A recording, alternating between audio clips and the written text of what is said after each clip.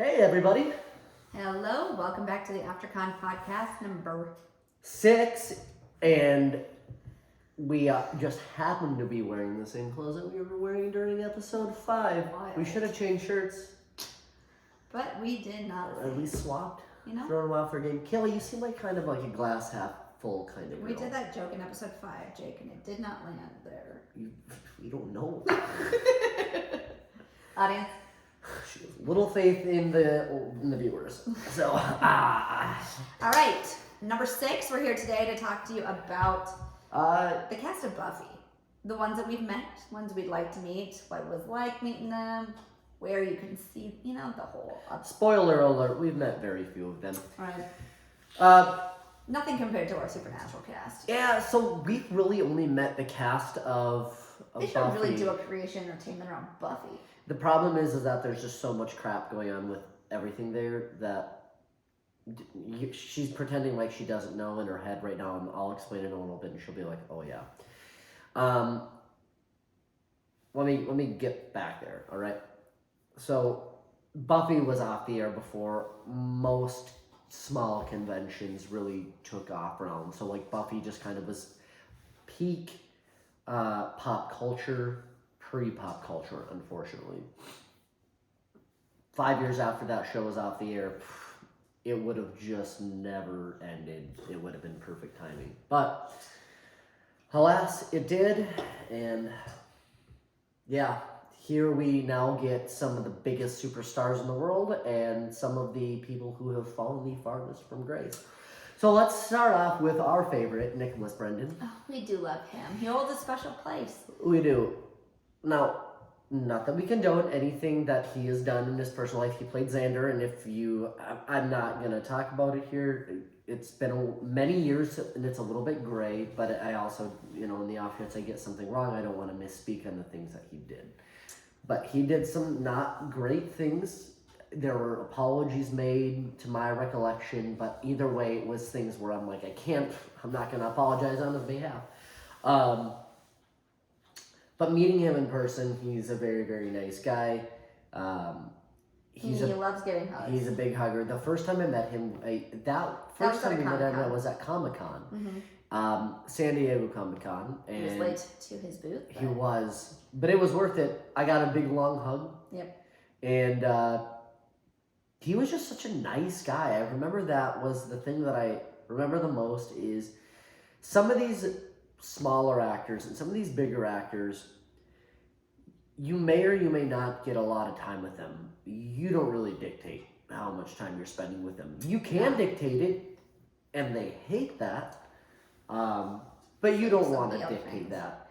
And I just remember thinking that we've met him 3 times, probably. Yeah, probably. And every single time, granted, his career's been in turmoil every time we've met him.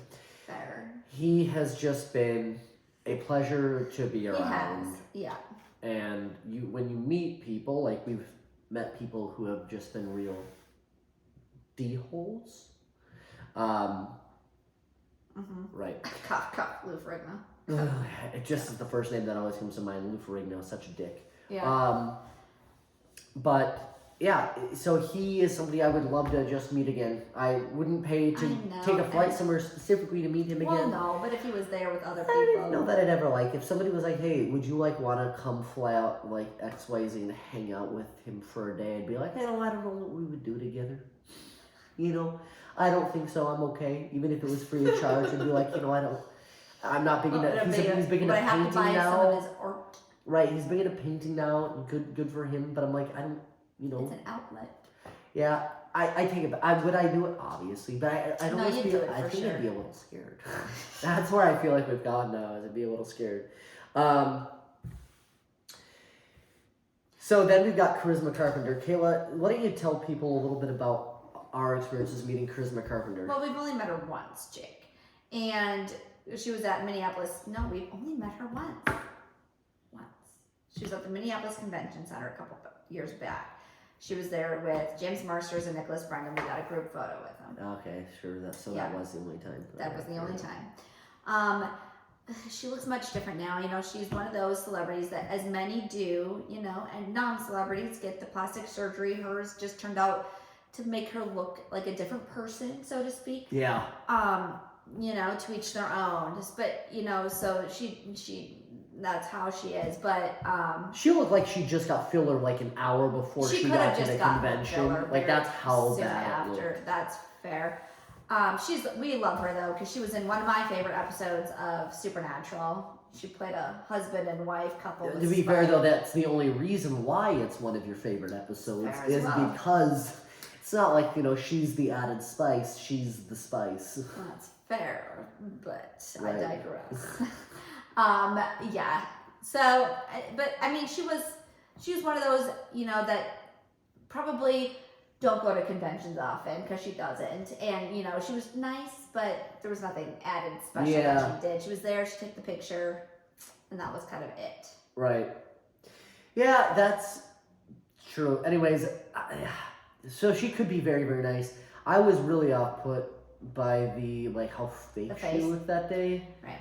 And on top of that, she wasn't, like, the nicest. She wasn't, like, I mean, don't get me wrong. We've met some rude people. The one that stands out to me as the rudest person we've ever met was the chick from Arrow.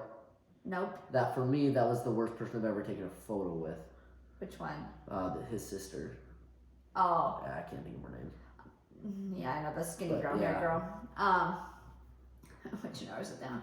No, the one that's in Deadpool, the wife, the girlfriend from Deadpool. She was in Gotham. See, I think you, I met her at Comic-Con. I got, like, their autographs. In the round, you're basing that off of that quick of an interaction? You're basing yours off a very quick interaction. Well, we've had this discussion before. These celebrities only have a certain amount of time. That's true, but my make experience was a little longer. Not much. Which one? The one where you got your photo with that chick from the air? I was basing that off of, like, 10 minutes of watching her in line. Oh. Yeah. Well, I was basing mine off a split second. Point Jacob. I needed to win. The same thing applies. You know, if you get paid to go to these conventions, you got to be on your A game because we common folk will remember these interactions. Speak for yourself.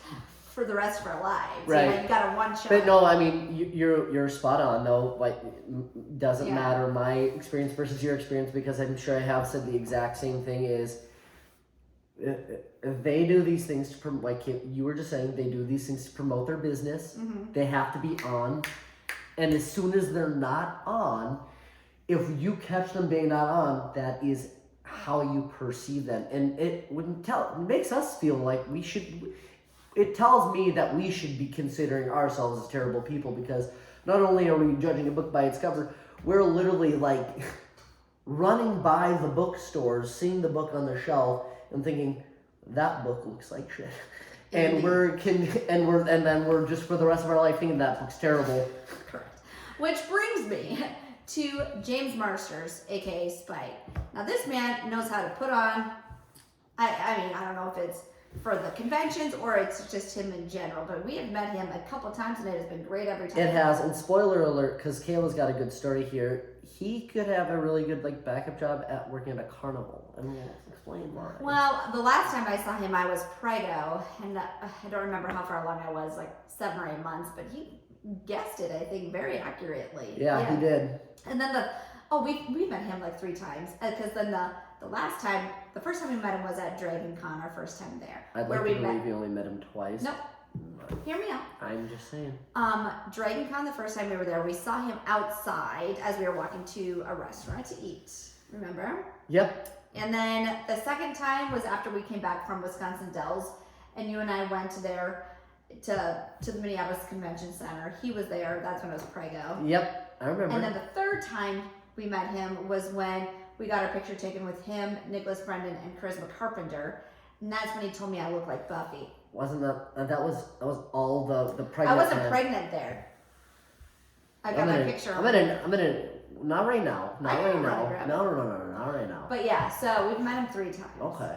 He's not gonna say I look like Buffy when I'm 8 months prego. Well, she's been pregnant. I'm just saying. No. My ego remembers. But anyways, he very nice. Yeah, no, he was extremely nice though, and I mean, you know, minus the gross hair that he's got in Buffy, he's got a great accent. He's in a band that's not Ghost in the Machine because that's a different metal band, but I it's don't remember something what it is. adjacent to that. A lot of these guys who are like your B, C-list celebrities, they do have bands, mostly the guys, but it's wild. They do. You know, it's like they get to that point It's when they're obscure. like, we want to just be artists and we want to just kind of dabble in this and that, and they do need a way to promote it. They do. So, Juliet Landau, I don't remember. I know that we met her. I don't remember. And we her didn't at all. really like meet her per se. It was our first Dragon Con convention again, and she was at the panel with James Marsters. We never saw her after that. Okay, so that was just more of like we were in the We same just saw her room on with the her panel. and- And remember, we came Listen and she to her looked like talk. a vampire in real life. She was wearing yeah. sunglasses and her face was painted. Probably hungover. Yeah, it was just it was a whole Can't show. blame them for Yeah, trying. So The Amber Benson. Tara, is that Tara? Tara, depends. But Tara. I never had any interest in meeting her. I feel like I didn't necessarily even choose to talk to No, her. we came across her at Comic-Con and she was at her booth. Did we say hi though? Yeah, or we did went up and said hi. But I don't think we bought her picture or anything. See, and if I don't have pictures, then it's like it didn't. You gotta remind me of this. See, this is the problem. I go to conventions every time I think to myself, I've been to like 20 now. Do I watch or do I want a photo or an autograph or neither? And I'm like, what did I do the last time? Right. And then I get to these situations where I'm trying to remember, have I met that person? And there's never like a great program guide to say who is there. The websites do a terrible job. And it's like if there's people who drive, like there's so many factors where it's like if I didn't get a picture, I can't prove that it really happened or an autograph. Yeah. And so you've got to get one or the other. And then you might just lose them. Or you can just choose to have a better memory than me or lie. Either way. But I think that's all we've actually really met. All the big hitters. Now, I do remember seeing Seth Green from afar. He was at like He was a At Family Comic-Con. Guy at Comic-Con promoting. but he was far and we Right. didn't have tickets to see him. Anthony Stewart Head Giles, who you may also know as What's his the name? ex-husband from Ted Lasso. Right. I don't remember his name, but he's great in that. Yeah. Sarah Michelle Gellar, I don't know if you heard of her. She's semi.